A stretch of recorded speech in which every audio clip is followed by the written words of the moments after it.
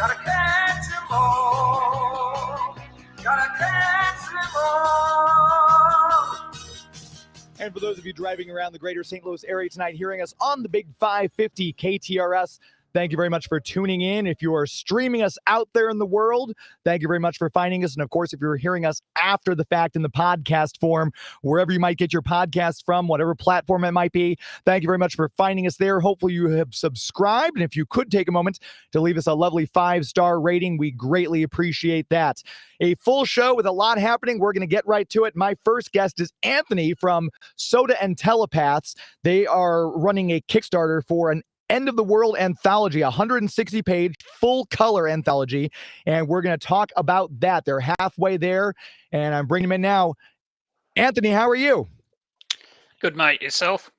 Good, doing well. Thanks so much for the time today. Kickstarters, I love having people on who are doing Kickstarters because you can never get enough support behind these things. It's all these great artists and writers working on brilliant things that aren't mainstream and bringing that to the larger audience. There's a lot of people who are hungry for something that isn't of the big two right now. So tell us about End of the World.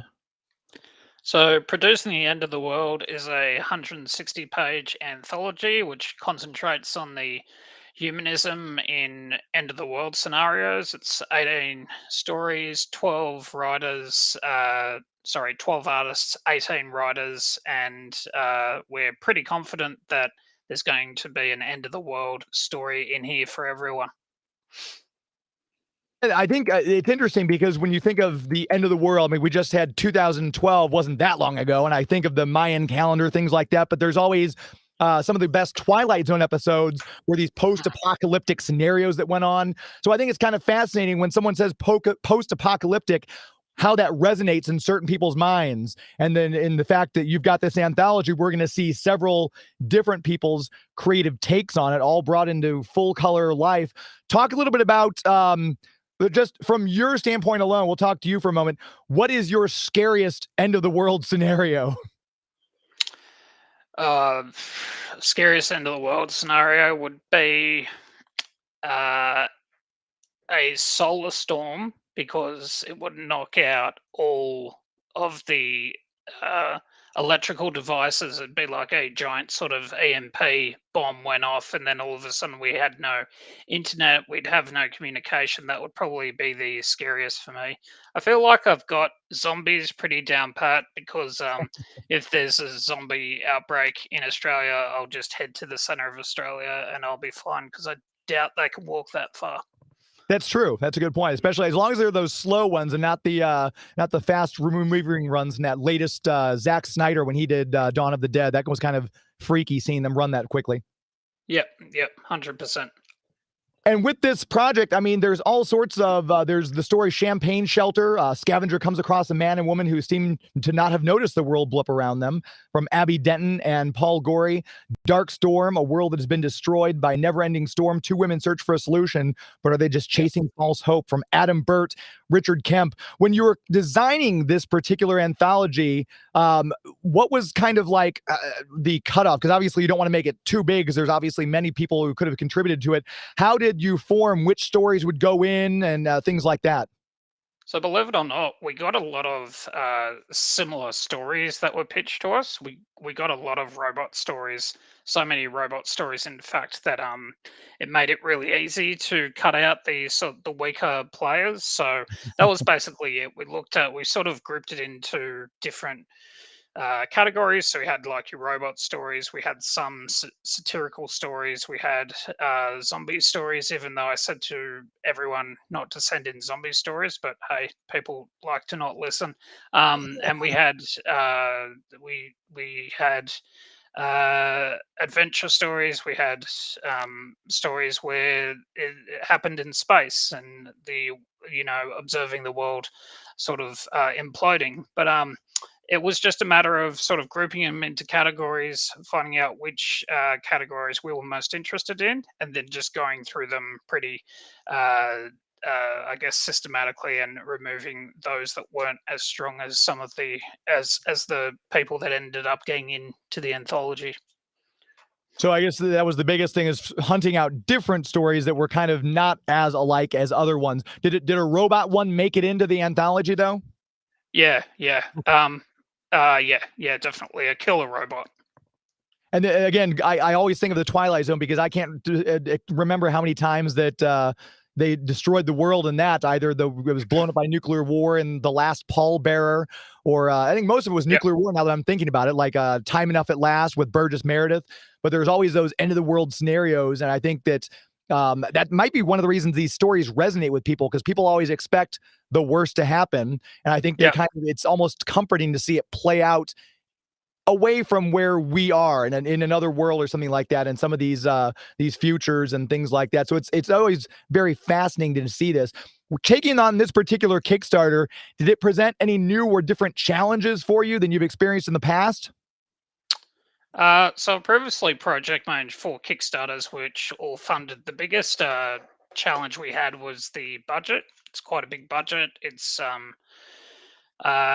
just sits below 40,000 Australian. So it's I think that's about 27, 28 grand US. So that was the biggest challenge we had, just or are having. So just trying to do as much as we can on the marketing front to engage people. And it is, I noticed Kickstarter website did give you a Project We Love badge. So that's one of the ones that's high marks from Kickstarter itself to be kind of chosen on that merit as well. Yeah, yeah, that did nothing for us. Oh, no. It's sad to It's a hear. nice little sticker, but yeah, it didn't do anything that affected, how getting extra people. I haven't had anyone say to me, "Oh yeah, I saw it's a project we love," and yeah, I decided to back it because of that. Yeah, it's really what we've got so far is from our own blood, sweat, and tears. And you are halfway there. I mean, there's still 6 days to go, so it's not that this couldn't be fulfilled. Obviously, you're over halfway there, and that's, if you were sitting way low, then I would think that might be kind of daunting for you. But this is something obviously that is still easily doable. You've already got over 300 backers, half the way there, and people. This would be a great time to, if someone likes independent stuff, you could donate to the Kickstarter and then give this to a person for Christmas and give them a little card. Say, hey, when this is done, here's your Christmas gift. And they can expect it in the mail. So if you're looking for a holiday gift for somebody, this would be a great thing to do. Back this, give it to somebody as a gift. That's a brilliant thing to do for Christmas. Yeah, 100%. And if you're one of those people out there that thought, as far as COVID goes, it's been a very boring end of the world scenario, then back this. There's a lot more interesting stories to tell. Right. So no pandemic stories, folks. This will all be much more action packed than 2020 was for most of us, I think. Yeah, 100%. With the artists and the writers, are there people in this who you've worked with in the past, or is it mostly new talent that you've kind of got for this one? No, completely new talent. Oh, great. Okay. There are some people that are known within the indie scene of having done a few anthologies that have taken a part of this anthology, but yeah, completely new. And just out of curiosity, if this somehow doesn't make it all the way through in the next 6 days, is there a plan to relaunch it? Is it going to kind of be a different imagining of it? Worst case scenario, what would this look like if you don't make the full, I think it's 28,000, what was it? Yeah. 28,432. If you don't hit that goal, Yeah. how does End of the World move forward next? So I'm looking at the positives. So I could look at the negatives, but I'm looking at the positives. The positives is we've gotten 325 new people that we can market to if we decide to repackage it. My plan to repackage it is to repackage it as 3 to 4 just floppy comics where people might not get all of the stories at once, but they'll get them all in some package or another. So that's the plan, and it's proven that we can get enough to see that happen. So yeah, that's the plan. And once this Kickstarter is fully funded and back, how long? Just if someone's listening, thinking, well, if I back this, How long is Yeah. it going to take for me to get this? Do you guys have a timeline planned out? Do you think it'll be like within a certain time frame in order from people from the time they pledge to the time they get the books? What's the time frame someone might be looking at? So the timeline is May, and Okay. that's worst case scenario. We only need to letter the book, and that's it. We just need to letter it. All the art is complete, all the writing's complete. It just needs to be lettered and sent off to printing. So yeah, that's all that needs to happen. And if you're listening right now, there's a lot of different ways you can back this. Just go to Kickstarter.com and look for End of the World, or you can search Soda and Telepaths. You can just throw in the $10 back it because you believe in the project. That's always a great thing to do. There's the tip jar. There's always different layers to Kickstarter. So there might be different things you can come in at if you want to hit a certain goal. They get the end physical scripts and everything like that, all the way to the director's cut.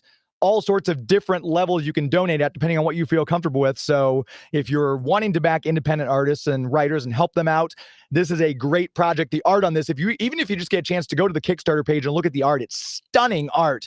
A lot of really cool things, all the different post-apocalyptic scenes you'll see here from some of the art that's up. And do you have a favorite backing tier that you when you created this? Do you have a favorite backing tier that you've got up there so far, Anthony? So one of the things we did is I'm someone that really misses DVDs and DVD commentary. I really miss that, and I think that's the number one thing that a lot of people have lost when it comes to streaming TV. So what we did is each person that supports at the director's cut tier level gets a one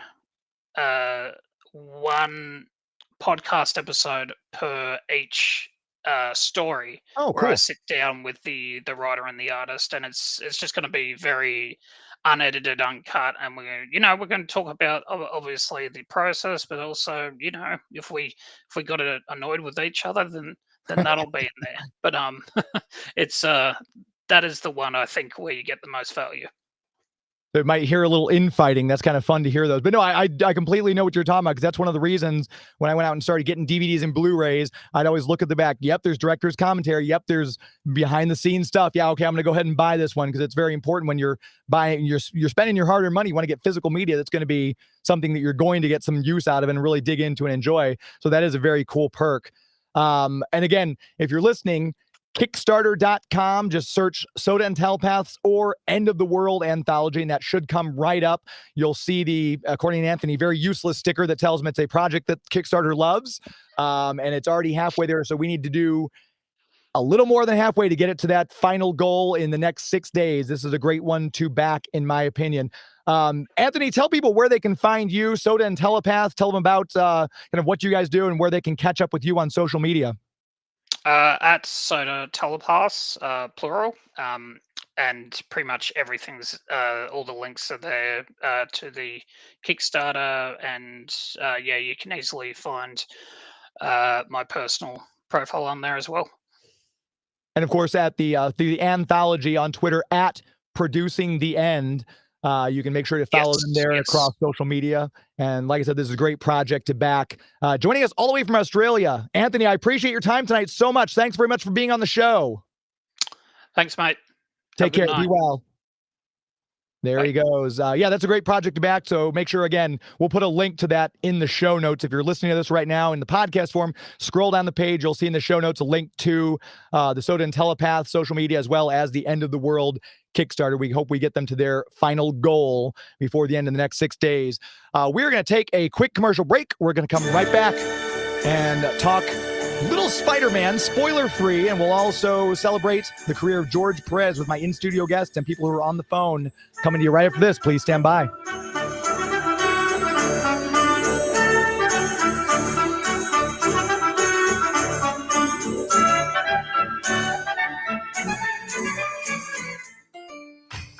This holiday season, give the gift of Craftsman tools at Lowe's. With a heritage of performance and reliability, Craftsman is the perfect gift for the project people on your list. There's something for every builder, fixer, and creator you know. Choose from power tools, outdoor power equipment, mechanics tools, tool storage, and more. Shop in-store, online, or through our app, because there are more ways to holiday at Lowe's. And a gift from Lowe's is a gift that leads to more. U.S. only. At CDW, we get modern servers need to be Flexible, scalable, and predictable. I predicted you'd say that. Okay, what will I say next? Probably something about server security. Impressive and freaky. CDW can implement secure Hewlett-Packard Enterprise Gen 10 servers that improve speed and performance while reducing costs. See, predictable. IT orchestration by CDW. People who get it. I predict a web address. CDW.com/HPE. I'm in your mind, man.